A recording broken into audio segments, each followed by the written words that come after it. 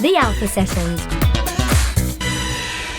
Hello, this is Alpha Sessions. I'm Elle Ayres, and today we're joined by Rob Quo. Hello, Rob. Hello. It's your first time at Alpha Sessions, so to kick off, why don't you tell us a little bit who you are, what's your music? I'm Rob Quo, and I'm a singer-songwriter. I do kind of contemporary folk blues. Can get a bit soulful, but that's probably the closest I would be able to come.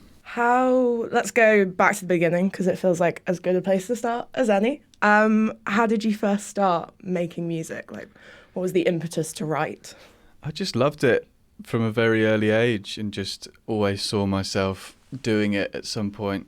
And I went to a very musical school, and I had a very encouraging mother who kind of, gave me the nudge to learn an instrument, and it all just went from there, really. Did you grow up then around a lot of music? Not really. No one in my family is musical except me. So I'm a bit of a black sheep in that sense. But definitely a sort of encouraging sort of family environment, but not musical. Can you remember the first song you wrote? Or like what age had you sort of started jotting things down or picking up a guitar? Yeah, I mean, it depends what you consider to be a finished song, but I definitely remember having something with a verse and a chorus, singing it in the bath from about the age of 7 or 8, probably. Mm-hmm. But I couldn't tell you how it went. And even if I could, I probably wouldn't tell you. But yeah, from when I was like 10, 11, I was starting to write songs on guitar. Mm-hmm. So that's probably the first tangible. And has it always been guitar? Do you dabble in other? I don't. Guitar? It's only guitar. I'm still working on guitar, so I'm yet to sort of try and... I'd love to start learning piano, and I have a trumpet as well. A trumpet? So all in good time. Trumpets are underrated and underused. I agree. They bring a certain something to it. It's a wicked instrument. So yeah, I have aspirations, but the thing about learning an instrument is it's one thing kind of improving your guitar skills, but the other thing is songwriting, and songwriting takes up so much more of... That's the instrument that I'm still like really learning. I can play guitar reasonably well. Songwriting is the other instrument that I'm really like putting time into improving. So when you're writing, does it start with the lyrics, or does it start with the tune, or is it a bit of both? Does it vary? Generally, if I'm going to write a song, I need some kind of melodic inspiration, some kind of space for the words to kind of, stem from and fill and react with. But I'm always jotting down words and things, but I rarely will write a verse just without melody. But it is happening more and more. But generally, songs come from something that I play on a guitar or a melody or something like that. And how do you approach the sort of writing and creative processes? Because I think people do it in different ways. Is it sort of inspiration strikes and you run with that? Or are you quite disciplined and you're like, okay, these few weeks I'm writing and I want to come out with at least like one song that I'm like happy with? Or is it a bit of both? Well, it's changed a lot over the years, to be honest. I used to be a bit more... I used to do it pretty much... When I started writing, properly, I would say 5 years or so ago, I would do it every single day. And I would always have an idea and then 3 songs I was working on. And if something else came, that would join the kind of, the sort of band of work, whatever I was working on at the time. But these days, I'm always making notes and jotting things down and recording voice notes and things like that. And then I will look at that between January and February and have a sort of writing time and do that all in one go rather than doing it constantly. But sometimes a song will just come out of nowhere. But I don't really give them much of a chance these days. I'm much more busy playing gigs. So I don't have much downtime playing my guitar. It doesn't happen very often. Do you think, is playing live sort of like where your heart really lies? Or do you actually, when when you do give yourself the chance to sort of sit and write and get in the studio. Because I think some different musicians are different. Like, some people really live for the, like, being on the road and, like, being in a room with people hearing it in, like, real time. But then a lot of people like that sort of almost seclusion and that sort of bubble that you're in when it's just you and your music and you're, like, figuring it out. I think the live performance is the thing that I'm hungriest for, because it's the thing that is less natural for me, and it's the skill that I think I need to work on more. I'm quite happy sequestering myself away and working on ideas and being introverted and creative. I could do that, and I did that for a long time, and I think unless you're able to go and put it across on stage, that's the kind of key to sharing your music, I think. And I've always recorded, I've recorded a lot of music in the last 5 years. So that's all stuff that I can kind of, I haven't mastered it, but, like, it comes naturally. It's not a problem. It's your comfort zone almost. Pretty much. Performing live is much more difficult, but I think it is the kind of, it's the holy grail. Like, if you like can, the marker that you kind of set yourself. Yeah. I think being a great performer, it's a skill that you can always rely on. There's one thing being able to write the music and record it well, but putting yourself out there and connecting with an audience and taking them with you on a journey, it's the most direct way of kind of bringing people in. And so I wonder then, like, you push yourself and you want to sort of make the best live performance you can and be the best sort of live performer you can.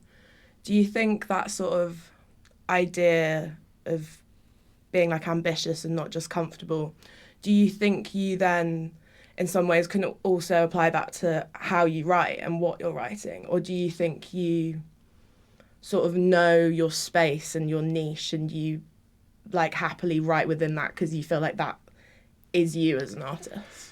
Yeah, I would say the aim is to always be pushing into a zone that doesn't feel as comfortable as the one you're in. And I would say that definitely goes to the writing as well.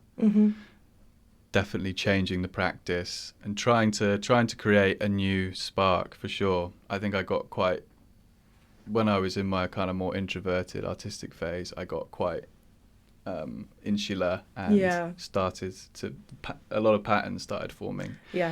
And I was fortunate to have a few people around me that pointed that out and encouraged me to change, and that was a very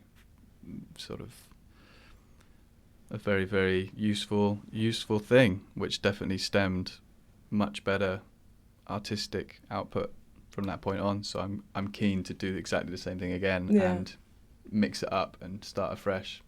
Do you enjoy working and writing with other people? Or, because we've talked about how the creative process can be that quite insular and you sort of hide yourself away and focus on it, which I think a lot of writers do and is an important part of the process. But do you, or have you, sort of worked with other people, and if so, how would you find it, or is that something you want to do? I have tried. I think it's only really happened once where, I met someone and there was a mutual appreciation of what we did, and they said, let's try and write a song, and we gave it a go, and it didn't work in that situation, but it's something I'm open to, but it's not something that comes naturally.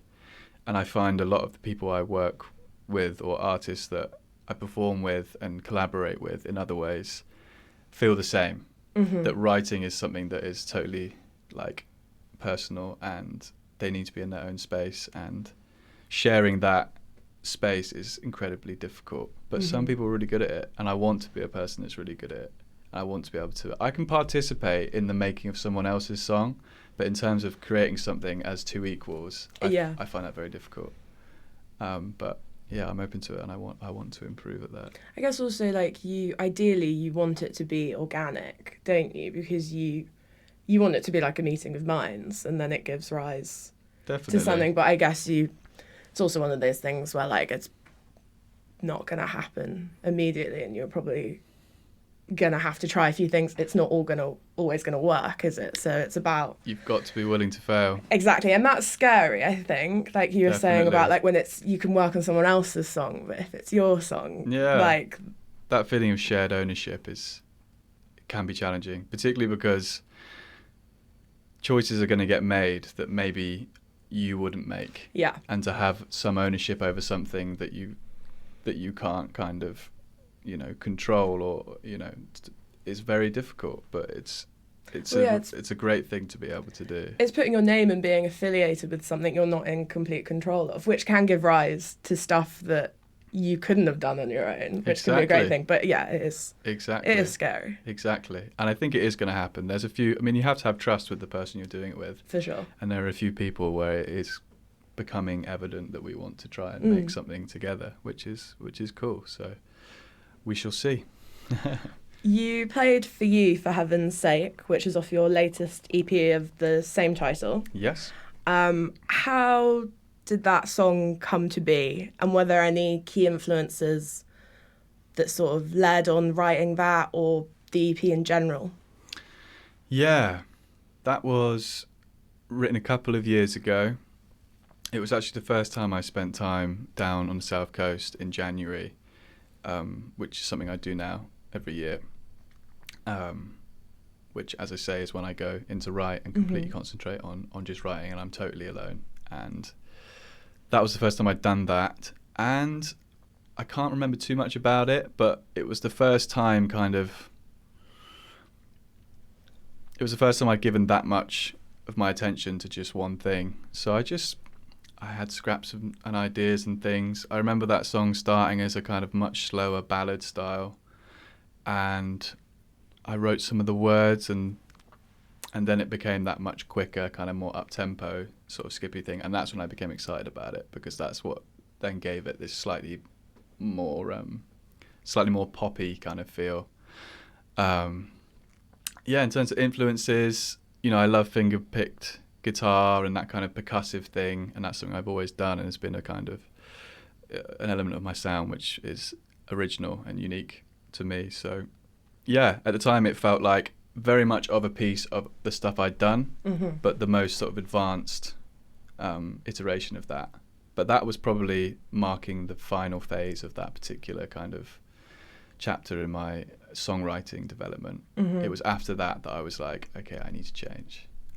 So it's quite interesting. It's my most recent release, but it still feels very much of a piece with a part of my development that I've actually left behind now. But that's interesting. It's quite nice because I have separation from it in a way where I'm like, I play the songs now and I've worked out how to play them and to enjoy them for what they are, but it doesn't feel representative of my where I'm going.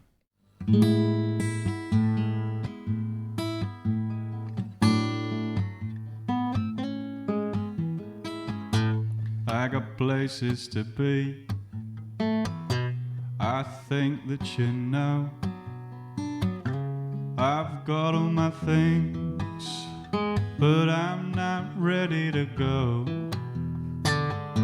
There's nobody waiting, still I'm overdue. I was making the go, but now I'm going with you. See, I'm not giving it a look, for heaven's sake. No, I'm just saying that I'm prepared to give whatever it takes, yeah. I never planted the seeds, they were already sown. I was making the go, now I'm not going alone. Oh, it may well prove fruitless, this pursuit of mine.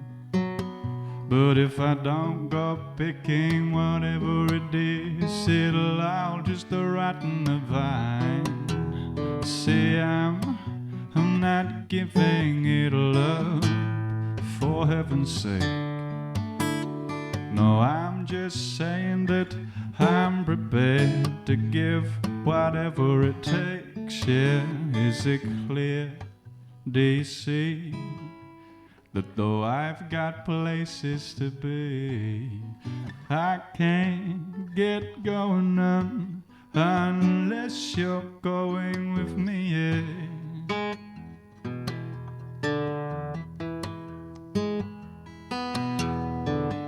All the world's going crazy, babe. I'm taking a cue. If I'm ever gonna make it at all, I think I'm gonna make it with you, darling. I'm not giving it a lip, for heaven's sake. No, I'm just saying that I'm prepared to give whatever it takes, yeah. Oh, listen, I'm not saying that I'm giving it a love for you, for heaven's sake. No, no, I'm just saying that I'm prepared to give whatever. I'll do whatever, yeah, whatever. I'll do whatever, yeah, whatever. I'll do whatever, yes, I'll give whatever it takes.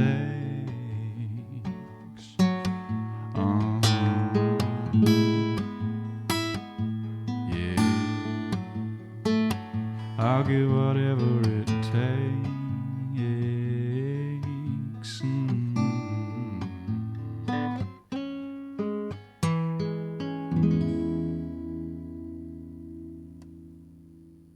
The Alpha Sessions. With what you write, will you scribble something down, leave it for however long, come back to it, or are you quite always looking forward?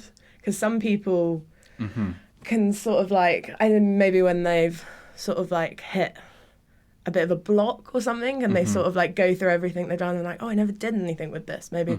Or is it kind of like, if it doesn't come to fruition sort of there and then, it's on to the next? Oh, no, I'm always sort of tucking things away and archiving things and digging them up and looking at them one day and getting nothing and looking at them another day and suddenly, you know, the idea's there. But yeah, I'm not someone that has a great torrent of ideas and I'm always throwing things away. There's a lot of them, but they're always there for me to look at. I mean, when I go to do these writing sort of sabbaticals, as I call them, I will write pages and pages, huge A3 spreads of all of these little phrases and things like that, so that I have them there on the floor. So when I'm working on something, I can look over and just see if something jumps off the page. So it is quite a disciplined sort of process in that sense. I'm not just constantly scrawling things and ripping them up and there's another thing coming. I am quite you know, I like to make use of the ideas that come to me. So yeah. Where are the sort of key things you find inspiration from? Is it other music? Is it sort of where you are? Is it a feeling? Like, do you have sort of sources that you tap into, or is it sort of they just come to you and then you roll with it? Yeah, I think, you know, whatever is going on in my life at the time is the main source of inspiration. And when I'm thinking, phrases will come into my mind, and that's the sort of basis of everything that I write. It's just what's on my mind, and sometimes it will have a kind of poetic charge to it or something like that, and I'll write it down. So it's always autobiographical. Okay. I've never really written a song that I'm detached from and that is kind of apart from myself. It is all very much first person. Exactly. Yeah. Exactly. So it's personal experience. Very often that means it's love or a lack thereof.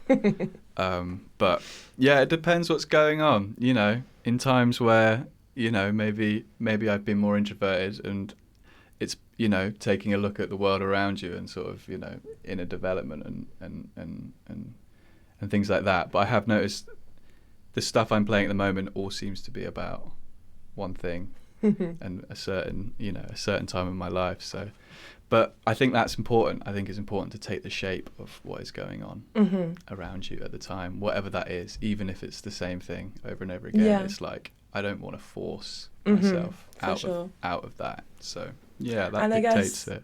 also if it's always very personal and sort of like unashamedly like first person in you, that sort of links back to the sort of fear of working with other people, and like we were touched on before, because if it is all very you, trying to mold that with someone else is Yeah, interesting and a bit scary. exactly. But it's the way that it's kind of come naturally to me so far. So when you're having success at something, it's quite hard to change, but it's very important to change as well, because you can't mind the same Well, yeah. the same sort of approach forever and ever. So yeah. Because I've noticed that sort of themes of time and like journeys come up quite a lot Yeah. in your lyrics. Yeah. Is that a conscious thing?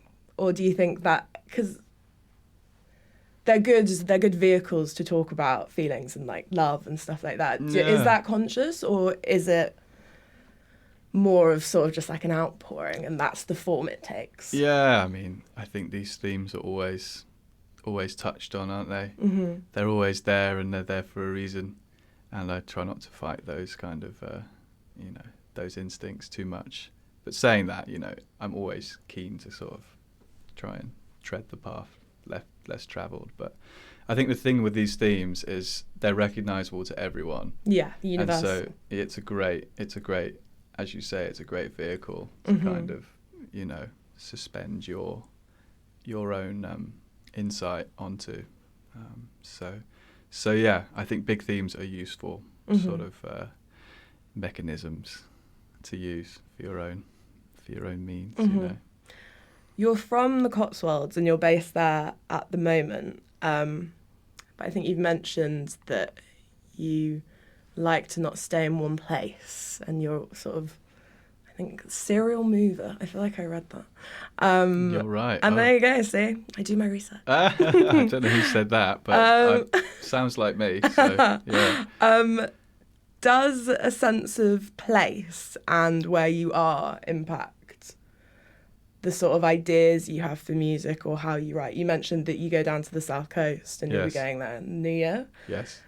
Do you think being there sort of has a direct influence, or maybe an indirect influence? Definitely.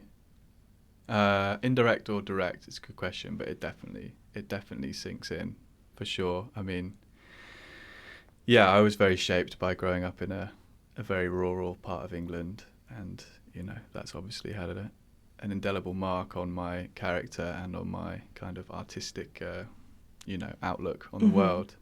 So yeah, I get very inspired by my surroundings, for sure. But yeah, coming back to the sort of serial mover thing, that has always been a compulsion in me since I was very young. Probably coming from a very kind of, small, disconnected part of the world made me very, very keen to kind of go and discover it. But I'm very fortunate to have a centre of my world that is well established and I can go back to. That's important. There's home where you can return. I've never had a home really other than the one that I grew up in. I've lived in London for 10 years, but it was always temporary. I was always going back home periodically, so I haven't had that kind of shift from that sort of central presence in my life. So do you think being in like urban, did you notice that when you were in London that your music was different maybe to now being back in the like sort of rural Cotswolds? Yeah, I think inevitably, yeah. I mean, I haven't been back long enough to really be able to contrast, but I would say, yeah. I don't know what more to say on that, but I don't know yet. That's quite exciting because you don't know, and maybe it will. Yeah, but definitely when you're in London and you're obviously bombarded with so much happening, you're engaging more with stuff, and it has to affect what you're doing, which is a very exciting thing. So yeah, it's something that I miss to an extent, but it obviously comes with a lot of downsides. As much as being in a big city is an amazing kind of collision with culture, it also has a lot of downsides. So can be overwhelming for sure. Yeah. A bit sort of like paralyzing because of that. Yeah. It would have stunted my creativity in ways as well, as well as stimulated. So it's all kind of, a balance. Yeah. We've talked a bit about how you're going to be writing in the new year and how you sort of, this most recent EP is, you almost feel slightly detached because it's kind of more what you were doing. So it sounds like you're kind of approaching the 2025 with maybe not a different approach, but you want to do something a bit different. Well, I just recorded an album. Oh, very exciting. And that was the songs that I wrote at the beginning of this year. Okay. When I was down on the South Coast. So I've done a 10-song album, which I finished on Wednesday. Oh, very fresh. Yes. So that will be the next phase. Okay. And whatever I do next will be the phase after that. So there's already been a distinct shift in the songs that I've written for this album. Which feel different to the previous EP that we're talking about. So that's what I'm identifying with now. The last song I played today, Let It Shine For Me Someday, is the only song I played from that will be on the album. So right, that's okay, a kind of new crop of songs. So yeah, when I speak of being kind of slightly detached from the other stuff, it's because this new album is currently my kind of sound world, but already now I finished recording, that's already receding. So it's an interesting thing though, isn't it, because you're almost like playing catch up with yourself half the time, because what you've recorded you're then gigging, but you might be writing at the same time. So like creatively you're kind of like ahead of where everyone else thinks you're at. Which can be, I think, maybe, well, is it confusing? Does there sometimes feel like a bit of a disconnect? Or is it quite nice because you're like, oh, you're all here, but you don't know that actually I'm going over here? Yeah, it's definitely something that you have to kind of get a grip on, I think.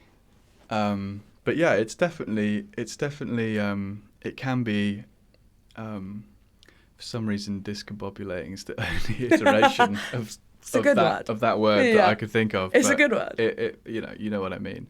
It can be very strange to live in all of those worlds simultaneously, especially when you're going on stage every night and you're connecting with music that feels, it feels like it can feel like a different person, you know. But there's value in that, and the great thing is getting context of hindsight on that material that actually allows you to connect with it in a similar way to the audience, because you're not as close to it. Yeah, for sure. Which helps to kind of acknowledge what the kind of message and the heart of a piece of music is, more than when you've just written it, you know, and then, you know, spin the story and kind of bring people in to appreciate it in a deeper way.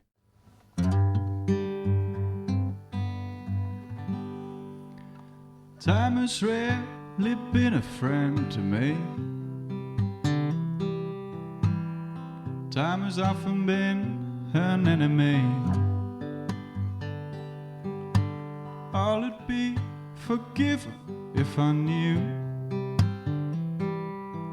that time was only leading me to you.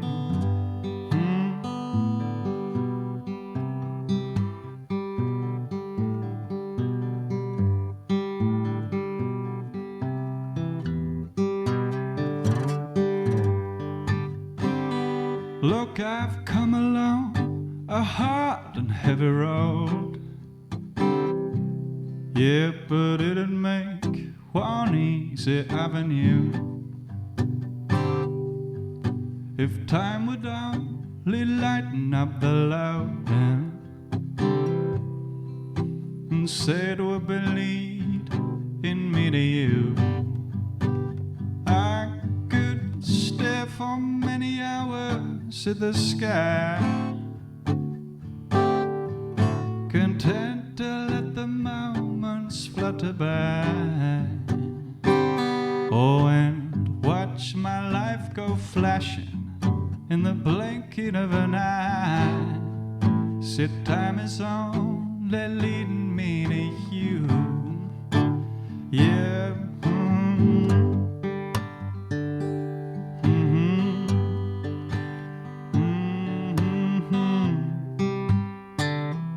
Mm-hmm. Yeah.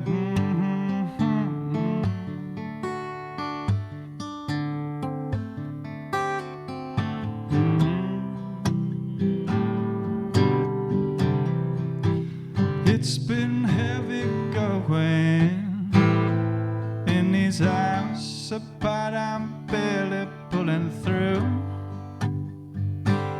Yeah, all I'm asking for is the knowing. Yeah. Oh, yeah.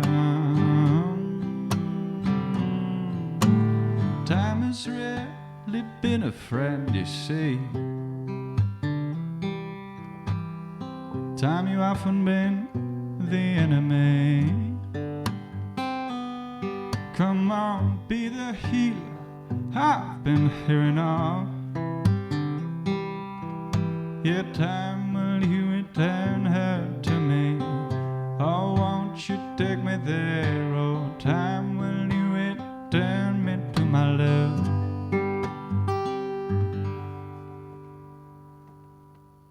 The Alpha Sessions. Do you bring other people in, so like the people in your life that you're close to, do they get sort of first dibs on hearing things? Because you mentioned before that if you sort of got in a bit of, not a rut, but when you feel like you're being repetitive and you're sort of doing the same things again, you mentioned that people around you sort of pointed it out to you, and that was really helpful. Do you seek sort of the opinions of those that you respect early on, or does that come later? Very much later, I would say. Yeah, everything gets kind of chewed over considerably before people hear stuff. I don't feel that I'm not that sort of spontaneous, and things are always worked on quite considerably. Something might come really quickly, but then I'm kind of, I let it seep in and I make sure it's kind of, I don't want an opinion on something that isn't finished. Yeah. Because sometimes it feels less valuable than when you've made all the choices that you want to make for it and someone can have their say. But, it does happen sometimes that someone will persuade me to play them something that's unfinished, and that can be really fun too. But it's never something I offer to people. I'm quite private in that way. But there are certain people who I've, begun to trust and will share things in a less complete form than maybe I would. Normally. So yeah, but it's so important to have outside. Yes. So with feedback then, Yes. if you're waiting until it's like done basically and you're happy with it, what's your relationship with feedback then in that kind of space? Because I guess it could be a bit tricky if you're like, I'm really happy, I'm set, this is it. Yeah. Are you inviting feedback at that point? Do you want to hear if someone maybe would have done something different? Or is it kind of like, cool, we have your opinion, but it's not going to change how I feel? I've learned to be very open to feedback.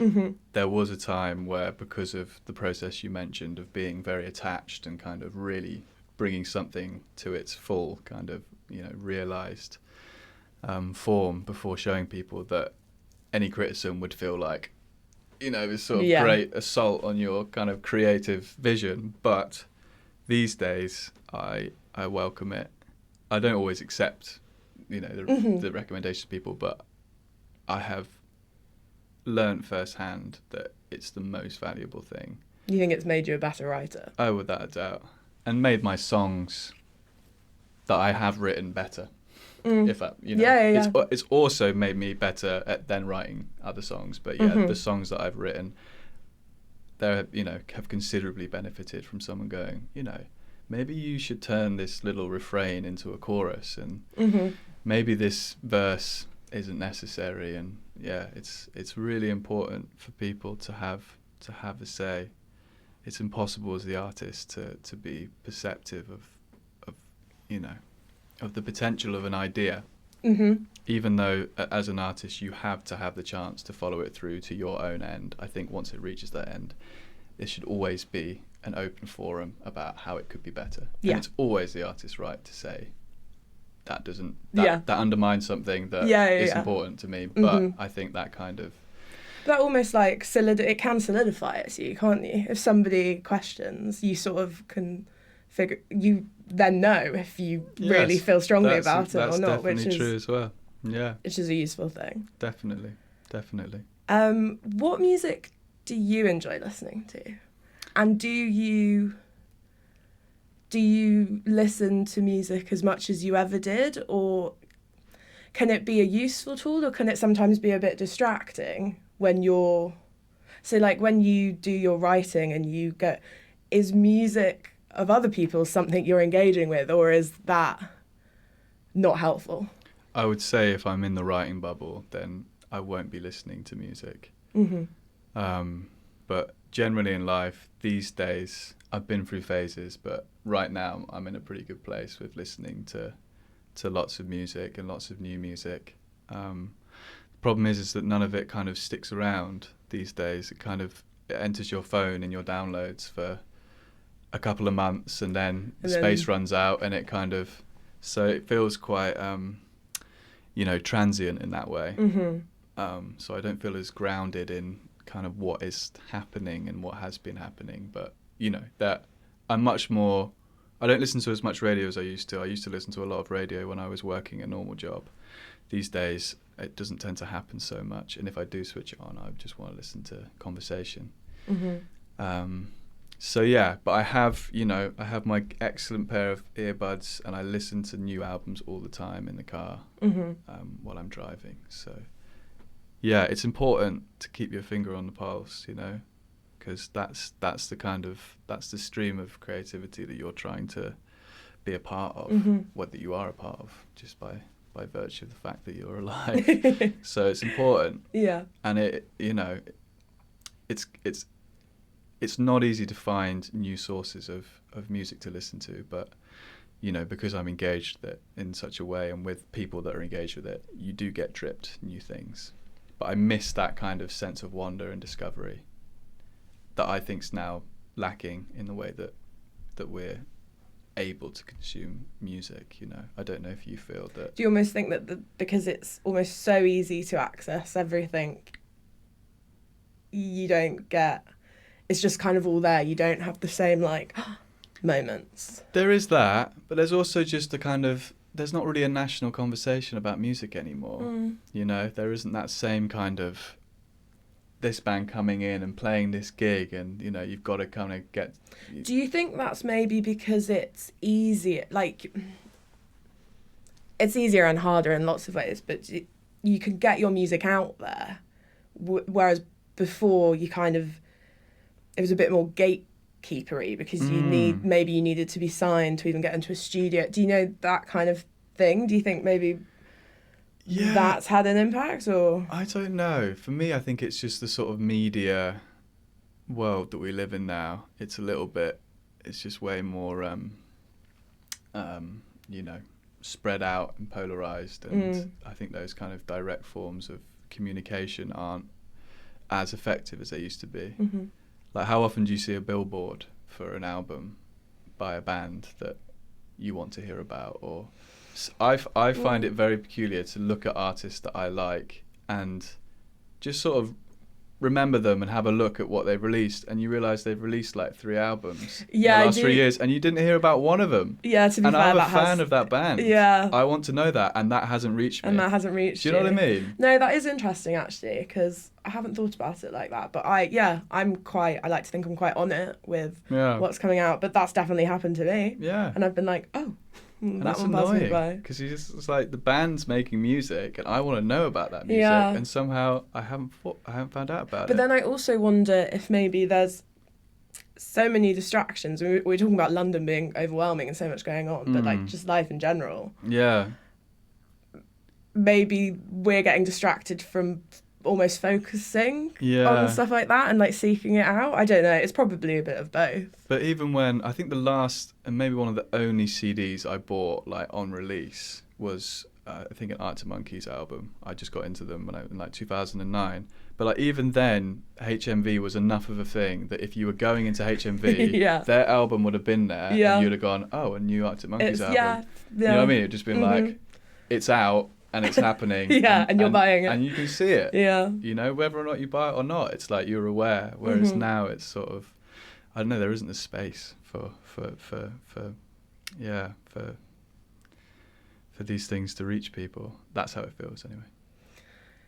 I still think that performing live and gigging is probably that sort of mainline to people's attention.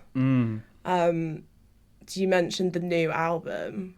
Is the plan to tour that next year? Yes. Are you Definitely. looking forward to that? Well, I am looking forward to having like an album to promote because a full body of work. Exactly. I've got like, I basically over a sort of 2 or 3 years recorded about 5 or 6 EPs, and each one felt like such a huge leap forward that at this point, even by the time I got to the last one, it felt like the first one was kind of irrelevant. So it was quite sort of spread out, and it's been nice now that I've had a couple of years since releasing the last one of that set, that as I say, I can look at it in hindsight, but it would be nice to have a thing, an album, which represents a bit more of a kind of, you know, a fuller picture of It's like a homogenous yeah, I would say so. piece of work. I would say so. Is you. You can speak about an album that's got kind of like, it's got weight, it's Yeah, got gravitas. The yeah. scale of it is enough to be like focused on doing that. So it would be nice to kind of focus my energy a little bit rather than be talking about all of these different EPs that were so different in their kind of makeup and approach and stuff like that. So yeah. It's a milestone as well, isn't it? Like It is. You can, like in several albums' time, you'll be able to like look at it as a point, and then Yeah. that you can sort of measure how your sound can change or whatever. It's like a Yes. proper. Yes, it's exciting doing it. Doing your debut album is always pretty special as well, right? So yeah, no, I'm looking forward to having that. Nice. Well, I feel like that's a perfect place to wrap up. Thank you for Thanks. your brilliant conversation. No, thanks for joining, and we'll catch you on the road next year. Look forward to it. Where can people find you on socials? Only on Instagram really, and obviously you can pick me up on Facebook, but not yet over the wall into what's it called? TikTok. Thank you. We're not there yet. Yeah, but I've got a feeling it's about coming. to happen. Just today, I've got a real sort of- 2025. Yeah, I think if you guys are It's the album hot and on it's it, TikTok. It's I all think happening. It's time. If Broccoli Radio's on the horse, then I think it's definitely in my best interest. So we'll see. Watch this space. In the minute we wake and the eyes are still closed and the soul is alive to the day, we pray that the light will enable our dreams and chase all the bad ones away. So with courage we rise and we open our eyes to a world that looks tired and grey. Though the sun is in hiding, it's waiting to shine. Let it shine through me someday. Yeah, let the sun, let it find a way when I cannot see. Let it shine through me, let it shine through me someday. When the moon is up and the night is cold and the stars are all out to play, yeah, as it finds us through the light of the moon, let it shine through me someday. It will let the the sun, let it find a way. When I cannot see, let it shine through me, yeah, let it shine through me someday. Yeah, when I was a child, I was wild and free. There were roads I could not get obey. Yeah, but I paved the world in a wondrous light. Let it shine again someday. Here on now, let the sun, let the sun, let it find a way. When I cannot see, let it shine through me, yeah, let it shine through me someday, yeah.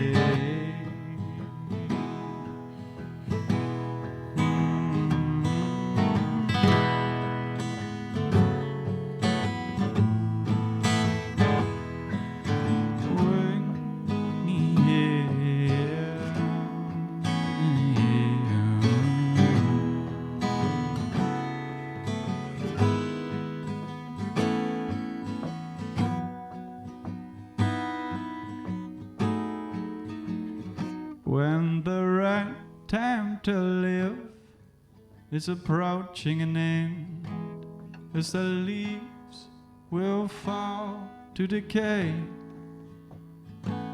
as it lives in the soil, in the sea, in the sand, let it shine through me someday. Yeah, well, let the sun, let the sun, let it find a way. When I cannot see, let it shine through me, yeah, let it shine through me someday, yeah, let it shine through me.